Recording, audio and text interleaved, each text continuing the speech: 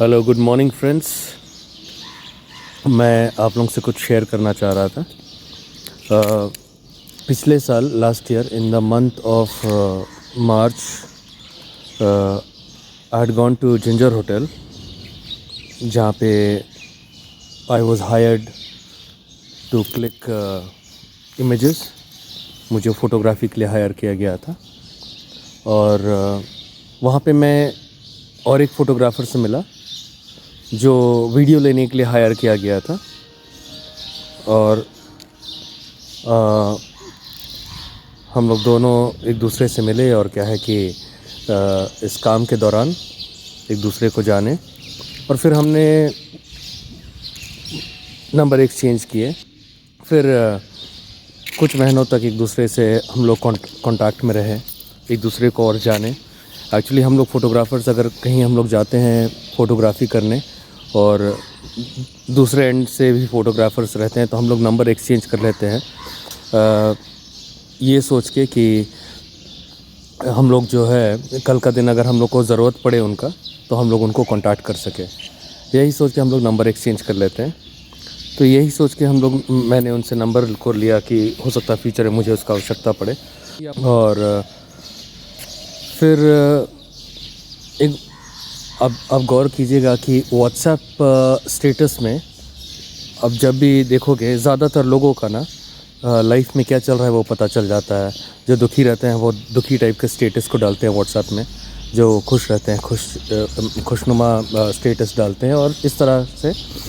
तो उनका स्टेटस ना मैं अचानक से देखा कि बहुत डिप्रेसिंग टाइप का स्टेटस डाल रहा था एंड आई सॉ वो बहुत रेगुलर बेसिस पे डाल रहा था। और फिर अचानक से ऐसा हुआ कि वो लगातार डालने लगा और एक बार तो वो इस तरह का स्टेटस डाल दिया कि शायद वो अपने आप को नुकसान पहुंचा ले, something like he would commit suicide ऐसा। तो जब ये मैं देखा तो मुझे लगा कि मुझे बात करना चाहिए और मैंने उसे कॉल किया और कॉल करके मैंने पूछा कि क्या बात है भाई, है ना, ऐसा ऐसा आपका स्टेटस देख रहा हूँ, क्या प्रॉब्लम है। और तब उसने बताया, देखिए कोविड के दौरान ना अच्छे अच्छे लोगों का हालत ख़राब हो गया, फाइनेंशियल लॉस हुआ और लोग क्या है कि परिवार में एक्सपायर कर गए। तो अभी मैं फाइनेंशियल लॉस की बात कर रहा हूँ। तो शायद उनका फ़ोटोग्राफी का बिज़नेस कई लोगों का जैसा अच्छा नहीं चला और जिसके कारण उस पर थोड़ा सा फाइनेंशियल बर्डन आ गया। यही उसने मुझे शेयर किया और यही कारण था। उनका काफ़ी कर्ज़ भी था, तो जस्ट बिकॉज़ उसका बिज़नेस ठीक नहीं चल पा रहा था, वो कर्ज़ को चुका नहीं पा रहा था और जो जितने भी लोगों ने या बैंक ने उन्हें कर्ज़ दिया था उस पर प्रेशर बना रहे थे, जिसके कारण वो प्रेशर को ले नहीं पा रहे थे। यही उसने शेयर किया। तो मैं यहाँ क्या करता, मैं सिर्फ उसको बोला कि भाई क्या है कि थोड़ा सा सब्र रखिए, सब ठीक हो जाएगा। और ये कॉल मैं जिस दिन किया ना उसके 24 आवर्स के अंदर दूसरा दिन उसका मेरे पास कॉल आया और उसने मुझे बोला कि ब्रदर मुझे आपका थोड़ा हेल्प चाहिए। तो मैं बोला बताइए क्या बात है। तो उसने मुझे बोला कि मुझे 10,000 रुपीज़ का हेल्प चाहिए। तो मैं बोला फ़िलहाल तो मेरे पास नहीं, और सही में हमारे पास उस समय नहीं था और मैं उसे हेल्प नहीं कर पाया। तो लेकिन मैंने उससे एक बात को कहा कि देखिए अभी फ़िलहाल तो मैं आपको ये नहीं, पैसा तो नहीं दे सकता, लेकिन एक बात है कि मैं आपको एक काम दिला सकता हूँ, जो मुझे मिला था वो मैं आपको दे सकता हूँ, तो आप उधर से आप कमा लीजिए। तो मैंने उस काम को उसे फॉरवर्ड किया और उसके बाद इन द मंथ ऑफ दिसंबर, और दिसंबर का समय ना शादी बहुत पीक पे चलता है, खरमास से पहले। तो हर फोटोग्राफर्स को अच्छा खासा बिज़नेस मिल जाता है, तो हमारा भी अच्छा भला चल रहा था। तो क्या है कि उनका 25 तारीख को उनको ऑर्डर मिला था और वो 25 तारीख को नहीं 22 को मुझे कांटेक्ट किए कि उसने मुझे कहा कि भैया मुझे आवश्यकता है आपके कैमरा का। तो मैंने बोला कि मैं कैमरा भाड़े पे नहीं देता, ना मैं भाड़े में लेता हूँ। तो मैं कैमरा भाड़ा में लेता भी नहीं और देता भी नहीं है। ओके, सो मैंने उसको यही बात कहा। तो बहुत रिक्वेस्ट करने लगा क्योंकि 25 तारीख बहुत पीक पे था रेंट पे जहाँ जहाँ कैमरा मिलती थी ना सब बुक हो चुकी थी और इसलिए उसे वो नहीं मिल पाया। तो ये बहुत मिन्नत करने पर पता नहीं मुझे वो उसका ये वाला बात याद आ गया कि ही वॉज गेटिंग सुसाइडल, है ना। बहुत तकलीफ़ में था, ये सोच के मैं कभी ऐसा करता नहीं। आज तक मेरे कैमरे लेंसेज मेरे कई करीबी लोगों ने मांगा लेकिन मैंने कभी नहीं दिया, है ना। मैंने स्ट्रेट फॉरवर्ड कहा कि मैं नहीं देता हूँ, है ना। यहाँ तक कि मेरे रिश्तेदार, मेरे फ्रेंड्स, है ना, मेरे बहुत अच्छे फ्रेंड्स, उन्होंने भी कैमरा को मांगा और मैंने स्ट्रेट कहा कि मैं देता नहीं हूँ और सब ने समझा। और लेकिन इस केस में थोड़ा पता नहीं कैसे थोड़ा अलग हो गया। मैंने उसके परिस्थिति को देखते हुए मैंने उसको कैमरा दे दिया। तो वो जब कैमरा लेने आया, साथ में हमारा ड्रोन भी पड़ा था, वो देखा और उसको भी ले लिया। पता नहीं दिल कहीं मान नहीं रहा था लेकिन मैं दे दिया। और फिर वो बंदा गया और he had gone to Chaibasa लेके गया था और हमारा ड्रोन जो है उसको डैमेज करके लेके आ गया। तो चलिए, ये बिज़नेस है, इस बिज़नेस में ना क्या है कि इस तरह का लॉस होता है ना। We must be prepared for it. हम लोग को इस तैयार रहना चाहिए इसके लिए। तो मैं बोला चलो अब हो गया तो क्या करें। तो मैंने उससे कहा कि तो आप रिपेयर करके दीजिए भैया, बना के दीजिए। तो वो मुझे बना के देने में सक्षम नहीं रहा। वो मुझे क्या है कि बोलता रहा कि अभी पैसा नहीं है, ये वो। और क्योंकि मुझे उसकी ज़रूरत थी और मेरे बैक टू बैक ऑर्डर्स थे, थोड़े कुछ ऑर्डर्स थे जिसमें ड्रोन की आवश्यकता थी, तो मुझे तो वो बनाना ही था क्योंकि पार्टी को मैंने वर्ड दे दिया था कि ड्रोन मैं उसके फंक्शन में यूज़ करूँगा। इसके बाद जो वीडियोस मैं आपको दिखाऊंगा कि कैसे ड्रोन को मैं बनाया, कितना पैसा लगा, वो आप ज़रूर देखेंगे। मैं गया, ड्रोन बनाया एंड अच्छा खासा उसमें मुझे, है ना, पैसा खर्च हुआ, लगभग 25,000। और कुछ बात को शेयर करना चाहूँगा। अभी जो बोलने जा रहा हूँ वो बहुत इंपॉर्टेंट है। इस वीडियो को बनाने का मेन मकसद खास करके मेरे फ़ोटोग्राफ़र फ्रेंड्स लोगों से, और अगर इस तरह का कोई बिज़नेस करते हैं उनसे बात करना चाह रहा था कि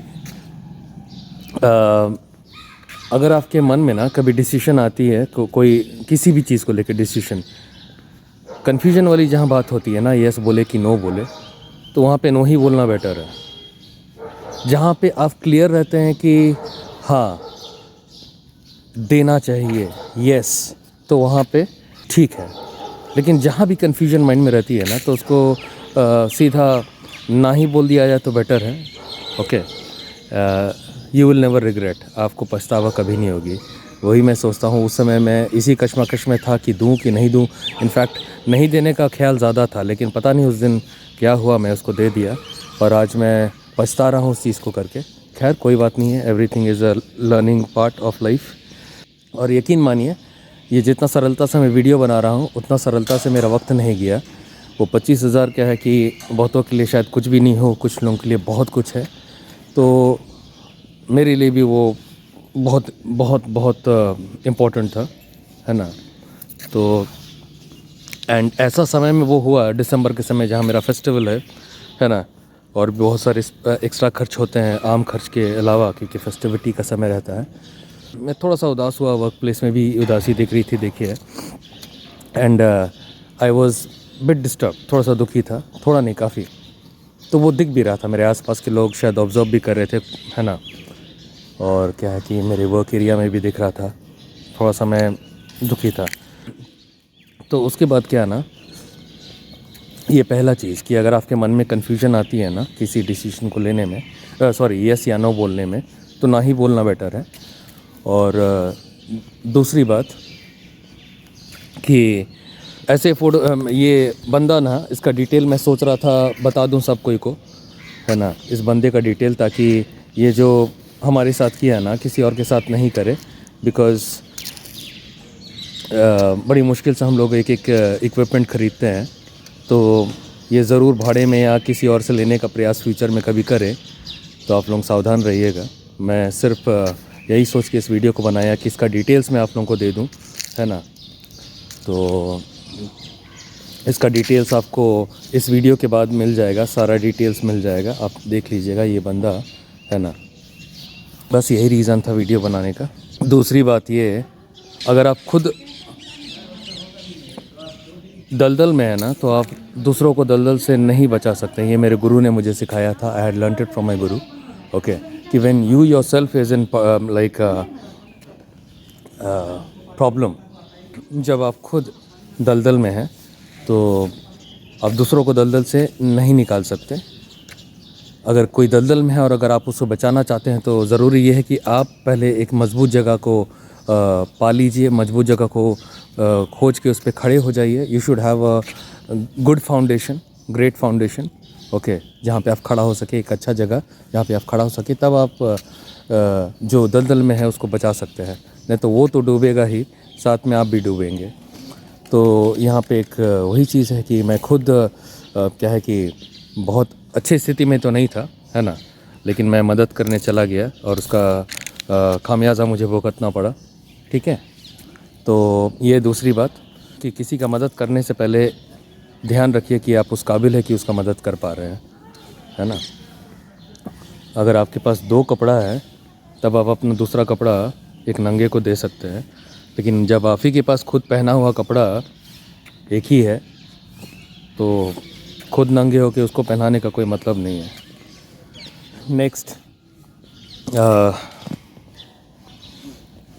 नेक्स्ट बात ये है कि ये आखिरी बात है, ज़रूर मैं तकलीफ़ में था फिर भी मैं उसका मदद किया, बहुत अच्छी स्थिति में नहीं था फिर भी मदद किया।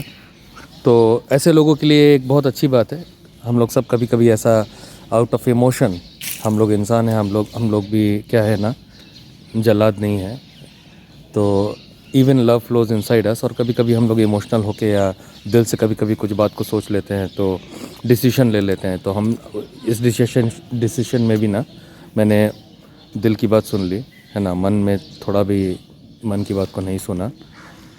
तो मैंने क्या किया ना कि in spite of being in problem मैंने उसको हेल्प कर दिया। तो इसके लिए भी एक बात है, ये भी मैंने सीखा अभी रिसेंटली। इस चीज़ को मैंने एक कोटेशन के द्वारा देखा, लिखा हुआ था ना कि जो खुद लाइफ में स्ट्रगल कर रहे हैं और फिर भी दूसरों की मदद करने का ताकत को रखते हैं, तो फिर वो हेल्प नहीं रहता, वो प्यार रहता है। फिर से मैं कहना चाहूँगा, अगर एक बंदा या बंदी, कोई भी इंसान अगर खुद स्ट्रगल कर रहा है और फिर दूसरा का मदद कर रहा है, तो अगर एक बंदा खुद स्ट्रगल कर रहा है, ओके, और फिर दूसरा का मदद कर रहा है, तो फिर वो मदद नहीं कहलाता, वो प्यार कहलाता है। Okay, so that is the thing. मैंने इस बंदे का मदद ना थोड़ा सा दया करके, और somewhere that love for humanity was there, इसलिए वो इंसानियत की वजह से मैंने उसका मदद किया। और इस बंदे ने तो थोड़ा सा गड़बड़ कर दिया मेरे साथ। ओके, कोई बात नहीं। तो मैं सोच रहा था, बस यही 3 बात बताना था। मैं सोच रहा था इस बंदे के बारे में ना मैं सारा डिटेल पूरा बता दूं सब कोई को, लेकिन फिर मैं सोचा मैं ये नहीं करूँगा। ओके, उसका बिज़नेस ज़रूर क्या है कि शायद और लॉस में चला जाए। बस मैं यही बताना चाह रहा था कि देखिए, सावधान रहिएगा। आप अगर व्यक्तिगत रीति से मुझे कॉल करेंगे और पूछेंगे उसके बारे तो शायद मैं बता दूं, लेकिन यहाँ वीडियो और अपने चैनल पे उसका नाम और उसके बारे में नहीं बता रहा हूँ। Okay, so I would not take any kind of revenge. और बस सावधान रहिएगा, है ना। ये 3 बात जो मैं बताई इस पर गौर कीजिएगा। Thank you. Hello, good morning people, welcome to my YouTube channel. मैं कोलकाता आया हुआ हूँ और I have come for a work. मैं एक काम के सिलसिले में आया हूँ। मेरा ड्रोन एक्चुअली क्रैश कर गया है। मेरा ड्रोन 1 साल लगभग हुआ है इसको लेके, और ये मेरा ड्रोन क्रैश कर गया है। एंड इसका जो है राइट फ्रंट विंग वो टूट गया है, एंड प्लस उसका गिम्बल भी टूट गया है। तो आई डोंट नो कितना खर्च पड़ जाएगा। DJI का कोई भी सर्विस सेंटर पूरे इंडिया में कहीं नहीं है, ना ही ऑथेंटिक नहीं है कोई भी सर्विस सेंटर, ना ही कोई फ्लैगशिप मिला है। सो ये एक बड़ा दिक्कत हो गया है। किसी को भी अगर भेजना होगा ऑथेंटिक सर्विस सेंटर तो नियरेस्ट कंट्री पाकिस्तान है, और उसके अलावा आपका US में है, ये सब जगह में है। तो वहाँ पे अगर भेजते हैं तो भेजने वाले भेजते भी हैं, और वहाँ पे अगर सर्विसिंग के लिए भेजते हैं तो फिर कस्टम में फंसेगा वापस आते वक्त और टू पे, तो एक्चुअली फिर वो खर्च ज़्यादा और ज़्यादा हो जाएगा। तो यहाँ पे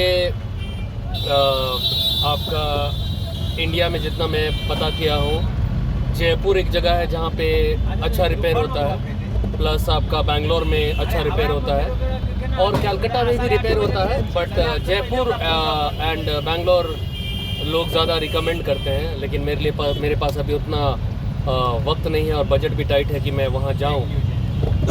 तो कलकत्ता में आया हूँ इसको रिपेयर कराने के लिए।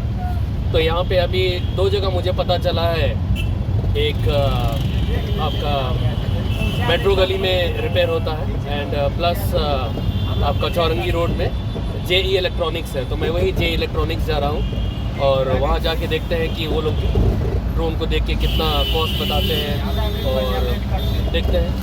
ओके, सो ये वीडियो मैं इसलिए बना रहा हूँ ताकि वो लोग जिनका ड्रोन अगर रिपेयर कराना होता है तो कहाँ कराए, कैसे कराए, और मैं एंड तक सारा रिपेयर होने के बाद भी अपना वीडियो पूरा डालूँगा, कंप्लीट वीडियो डालूँगा, तो आप देख पाएंगे कि रिपेयर वो लोग ठीक करते हैं कि नहीं। प्लस लोग यहाँ पे मैं कैनन का कैमरा यूज़ करता हूँ और सोनी का भी यूज़ करता हूँ। तो शादी का जब सीज़न होता है, पीक पे चलता है, तो उससे पहले साल में एक बार आके सर्विसिंग करा लेता हूँ अपना कैमरा का, ओवरऑल सर्विसिंग।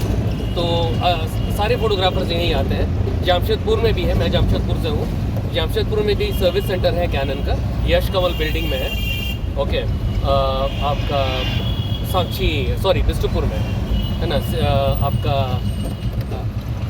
वो हॉस्पिटल है, वो बिष्टुपुर में स्टील सिटी हॉस्पिटल जो है, उसी के नीचे में ही आपका कैनन का वहाँ पे सर्विस सेंटर है। लेकिन वो लोग क्या करते हैं जमशेदपुर में, आपके कैमरा को लेते हैं, जेन्युइन है कैमरा लेते हैं, but they send it to Kolkata, वो कोलकाता ही भेज देते हैं और यहाँ से वो लोग वापस मंगाते हैं। तो वहाँ देने से आपका 3-4 दिन लग जाएगा सर्विसिंग के लिए, मोस्ट प्रॉब्ली 1 वीक भी लग सकता है। लेकिन इसलिए फोटोग्राफर्स लोग डायरेक्ट यहाँ आ जाते हैं, क्योंकि ये लोग 1 दिन में ही आपका सर्विसिंग करके दे देते हैं। लेकिन यहाँ तो ड्रोन का मामला है, बातचीत तो मैंने फ़ोन पे किया था, तो बोले तो हैं कि 1 दिन में करके दे देंगे। लेकिन अगर नहीं होता है तो I have to stay back और let's see what happens.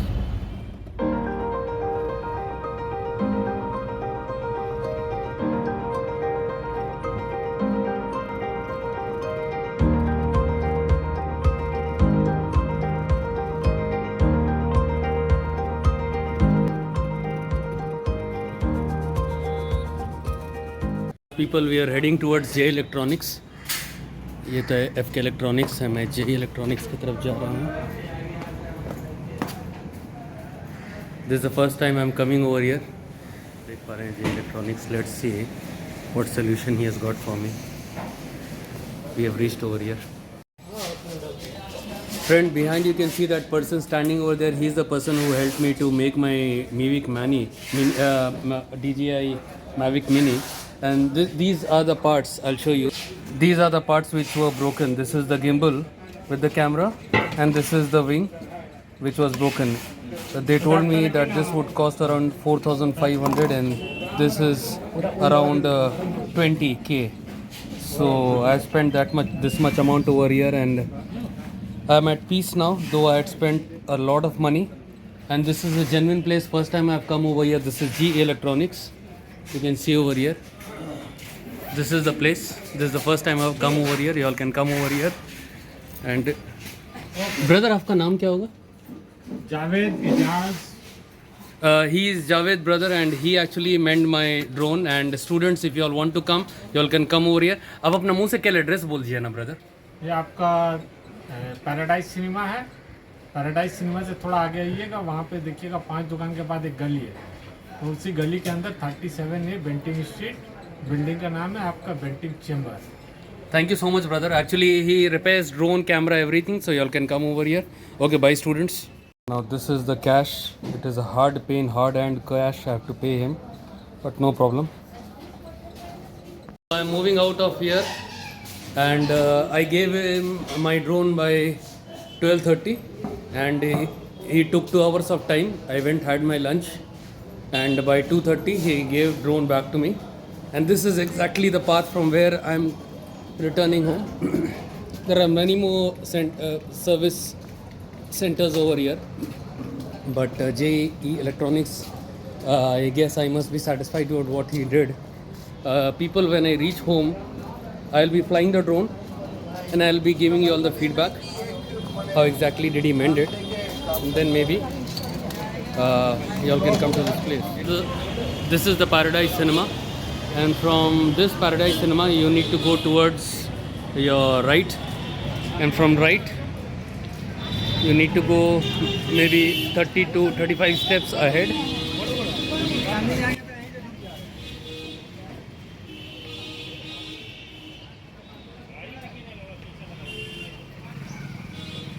And from here, this is the gully you need to get in.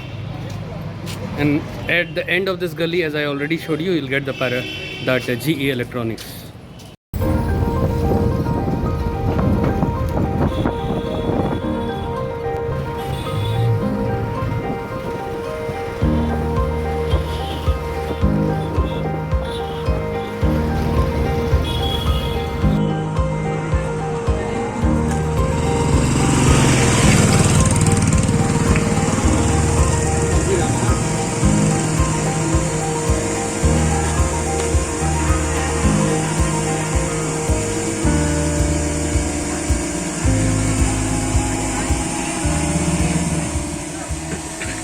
People, this drone was crashed. I got it repaired in Kolkata, and this is how it is flying now.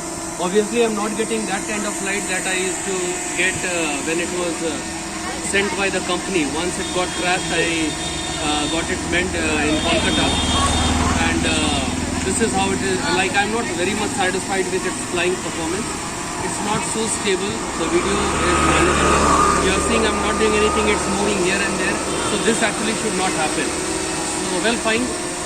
This is what it is. This is my review. I said I will give you the review once it is meant, and this is the review I wanted to share with you people. Thank you.